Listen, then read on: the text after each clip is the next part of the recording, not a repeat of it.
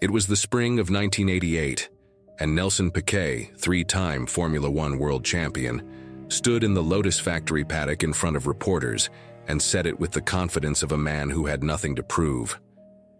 He said that Ayrton Senna was not the real deal, that the Brazilian was a product of cameras, of emotion, of the kind of mystical nonsense that journalists love to write and fans love to believe, that behind all the poetry and the God talk and the wet weather heroics, there was simply a driver who knew how to perform for an audience.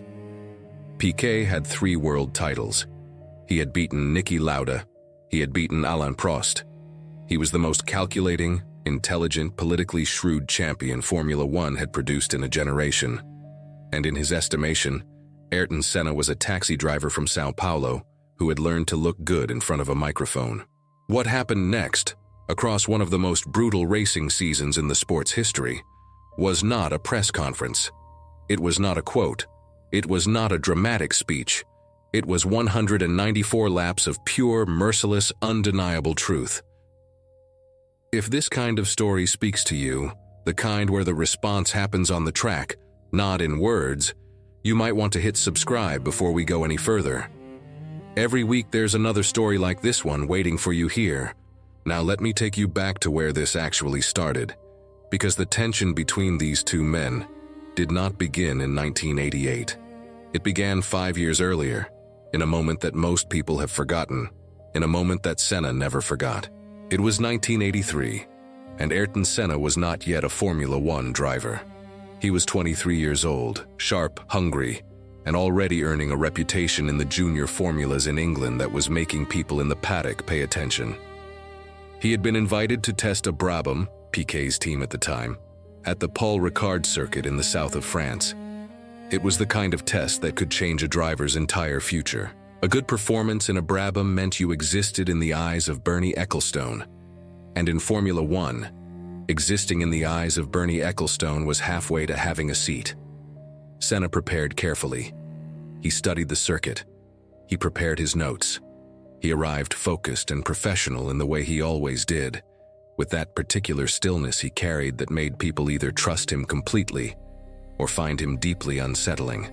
What he didn't know was that Nelson Piquet had already been told about this test, and Piquet, according to Senna himself in a later interview, had quietly made sure the car was not in optimal condition for the young Brazilian's laps.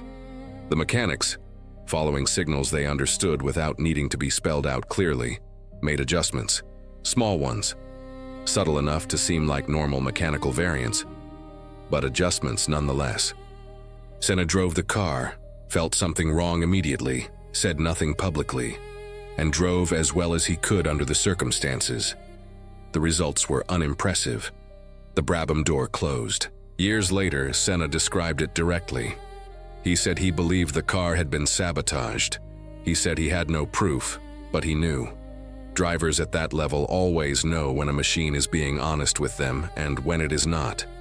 And from that afternoon at Paul Ricard, something settled inside Ayrton Senna.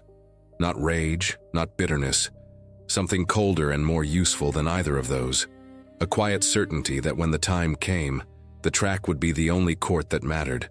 Piquet, meanwhile, continued his career with the authority of a man who had earned everything he had. And he had earned it. 3 world championships is not an accident. His 1981 title at Brabham came in a season of extraordinary tactical intelligence. His 1983 title was fought against Alain Prost in the final race of the year, in a way that required absolute nerves of steel. His 1987 title with Williams was won against his own teammate Nigel Mansell, in a battle so brutal, it nearly tore the team apart. Piquet was not a lucky champion. He was a calculating, precise, ruthless champion who understood Formula One as a chess game played at 300 kilometers per hour. But here is what Piquet also was, and what he never fully understood about himself. He was a man who measured other people's worth by how much they reminded him of himself, and Senna reminded him of nothing he recognized. The prayer before the race, the talk of God and destiny and something larger than competition. Piquet found it theatrical. The way journalists wrote about Senna as if he were some kind of mystic in a helmet, Piquet found it absurd. And the attention. The relentless gravitational attention that Senna pulled from every room he entered, every paddock he walked through, every press conference he sat in. That, Piquet found intolerable. In the beginning of 1988, Piquet was asked directly about Senna. He was at Lotus, which had the same Honda engine that would power the dominant McLarens that year, which in theory should have made him competitive. He looked at the cameras and said, in his distinctive, blunt, unfiltered way, that Senna was good with words, good with the press, good at building an image. He used the phrase that would follow him forever. He called Senna the taxi driver from São Paulo, a provincial kid who had figured out how to make journalists feel like they were witnessing something sacred, when really they were just watching a fast car go around a circuit. The Brazilian press exploded. The European press picked it up. Piquet, a three-time world champion, was openly dismissing his countryman as a media construct, and Senna characteristically said almost nothing in response. He gave one or two composed interviews. He did not trade insults. He did not call press conferences to defend himself. He was already inside a McLaren MP4/4, already working with engineers, already preparing for the first race of the season. He had found the only response that ever truly mattered to him. The 1988 season began in Brazil, in Rio de Janeiro, at the Jacarepaguá circuit. Senna's home, Piquet's home. Two Brazilian world champions, one with 3 titles, one with none, arriving in front of their own people with everything to prove. Senna took pole position. He had been quickest in qualifying by a margin that left the paddock momentarily silent. Not because it was unexpected. Anyone watching knew Senna was extraordinarily fast, but because the margin was of a different nature. He wasn't just faster, he was operating in a different register entirely. But the race in Rio did not go his way. Senna led but was forced to retire after problems with the gearbox. Prost won, and Piquet, in his Lotus with the same Honda engine, finished a lapped 4th. Not competitive, not even close. The car beneath him was not the McLaren. The chassis was struggling, the balance was difficult, and whatever Honda horsepower he had available was being partially smothered by an inferior machine. Piquet pushed. He always pushed. But the result told its own story. Then came Monaco, the race that has always been Senna's spiritual home, even before he had won there, even before he had made that circuit his personal kingdom. In the 1988 Monaco Grand Prix, Ayrton Senna drove what many people who were present that day still describe as the most extraordinary single performance they ever witnessed in a racing car. He was not just faster than the field. He was operating at a level that seemed to exist outside normal competitive parameters. He was lapping at a pace that his own McLaren engineers could not fully explain with the data they had available. He was leading by nearly 50 seconds, nearly a full minute ahead, when something happened that no one expected. Senna made a mistake at Portier, clipped the barrier, and drove back to the McLaren garage. He stopped the car. He got out. He walked away. Not because the car was destroyed beyond recovery, but because something broke inside him in that moment.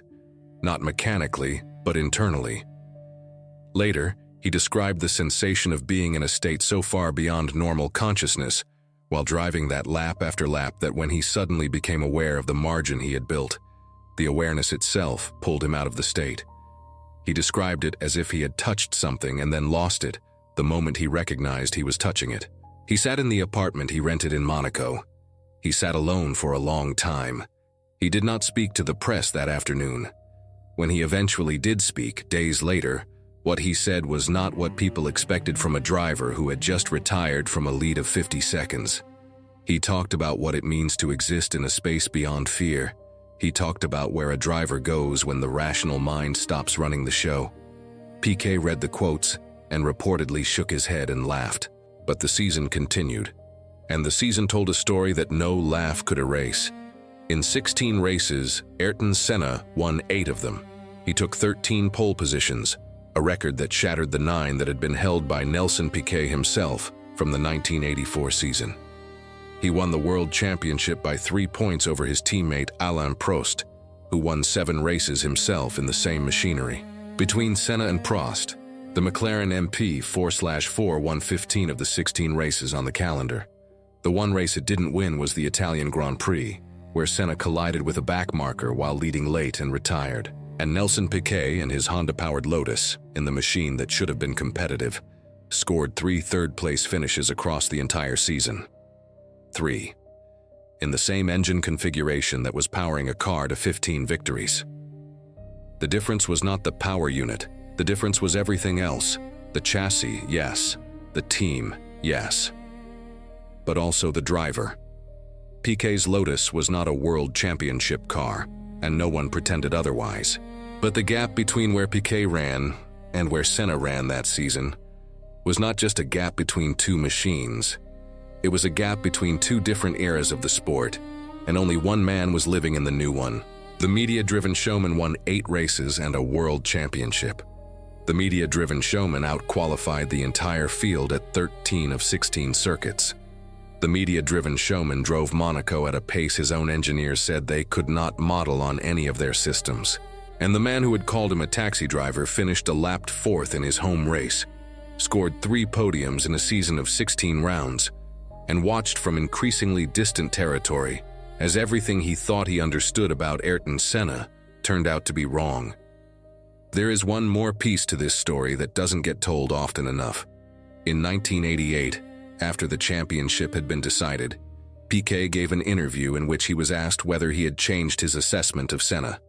He paused for a longer moment than he was known for. And then he said something that surprised people because it was more honest than most of what he said publicly. He said that Senna was something he had not encountered before.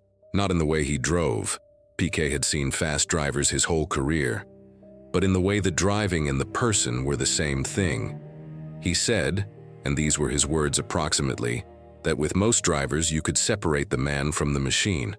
With Senna, there was nothing to separate. It wasn't an apology. It was better than an apology.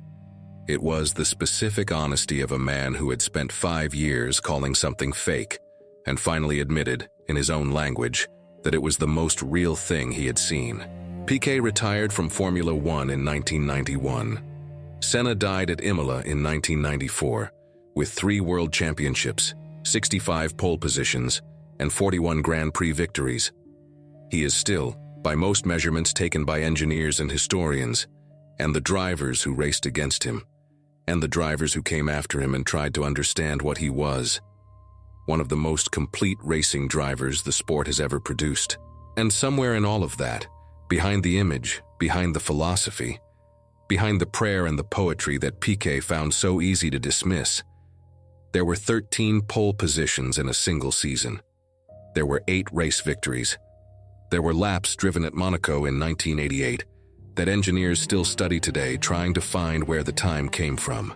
The next time someone tells you that what you are is a performance, that your passion is theater, that your belief in something larger than the scoreboard is a weakness and not a strength, remember what happened when the lights went out in Rio and Monaco and Suzuka and Spa in 1988. Remember what a taxi driver from Sao Paulo did to the record books. And then let the lap times speak for themselves. They always do.